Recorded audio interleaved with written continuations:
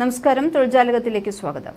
വിനോദസഞ്ചാര മേഖലയിൽ പുതിയ നാഴികക്കല്ലായി മാറുന്ന സിമെസ്മ നിക്ഷേപ വിനോദസഞ്ചാര പദ്ധതിക്ക് ഖത്തർ പ്രധാനമന്ത്രിയും വിദേശകാര്യമന്ത്രിയുമായ Sheikh Mohammed bin Abdulrahman bin Jassim Al Thani തുടക്കം കുറിച്ചിരിക്കുകയാണ്. 2000 കോടി റിയാൽ ചെലവിൽ ഖത്തർ മുനിസിപ്പൽ മന്ത്രാലയം ഖത്തറിലെ പ്രമുഖ റിയൽ എസ്റ്റേറ്റ് കമ്പനിയായ ഖത്തരി ദിയാർ റിയൽ എസ്റ്റേറ്റ് കമ്പനിയുമായി ചേർന്നാണ് പദ്ധതി നടപ്പിലാക്കുന്നത്. GCCയിലെ കൊച്ചു രാജ്യം ആണ് ഖത്തർ എങ്കിലും 8 ലക്ഷത്തിലധികം ഇന്ത്യക്കാർ ഇവിടെ ജോലി ചെയ്യുന്നുണ്ട്. നിർമ്മാണം പൂർത്തിയാകുമ്പോൾ ഖത്തറിൽ തന്നെ ഏറ്റവും മികച്ച വിനോദസഞ്ചാര കേന്ദ്രമായി രാജ്യത്തിന്റെ കിഴക്കൻ തീരത്തെ സിമെസ്മ മാറും.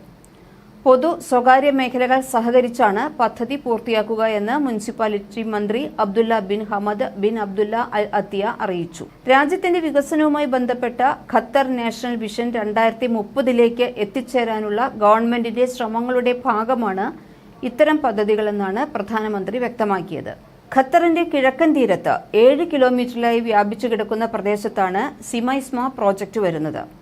വിനോദസഞ്ചാര മേഖലയിൽ 16 സോണുകളിലായിരിക്കും നിർമ്മാണം. 4 സോണുകളിൽ റിസോർട്ടുകൾ അടക്കമുള്ള സൗകര്യങ്ങൾ ഉണ്ടായിരിക്കും. രാജ്യാന്തര നിലവാരമുള്ള 16 റിസോർട്ടുകൾ, അമ്യൂസ്മെന്റ് പാർക്ക്, ആധുനിക സൗകര്യങ്ങളോടുകൂടിയ club house, 18 hole golf course, residential വില്ലകൾ, ലോകോത്തര നിലവാരമുള്ള റെസ്റ്റോറന്റുകൾ തുടങ്ങിയവ ഉൾക്കൊള്ളുന്നതാണ് ഈ പദ്ധതി.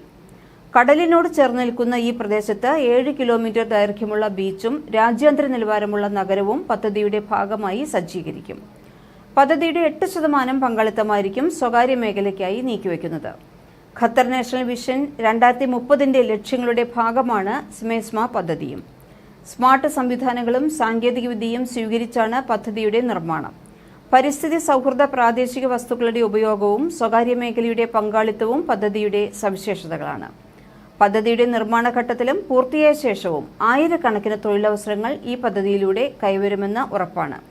ഇതുകൊണ്ട് തന്നെ ഇന്ത്യക്കാർക്കും കേരളീയർക്കും വളരെ അനുകൂലമായ ഒരു പദ്ധതി തന്നെയായിരിക്കും ഇത്. വരും ദിവസങ്ങളിൽ അല്ലെങ്കിൽ വരും വർഷങ്ങളിൽ ഖത്തറിലേക്ക് കൂടുതൽ തൊഴിലവസരങ്ങൾ ലഭിക്കുന്നതിനുള്ള ഒരു പദ്ധതി തന്നെയാണ് ഇത്.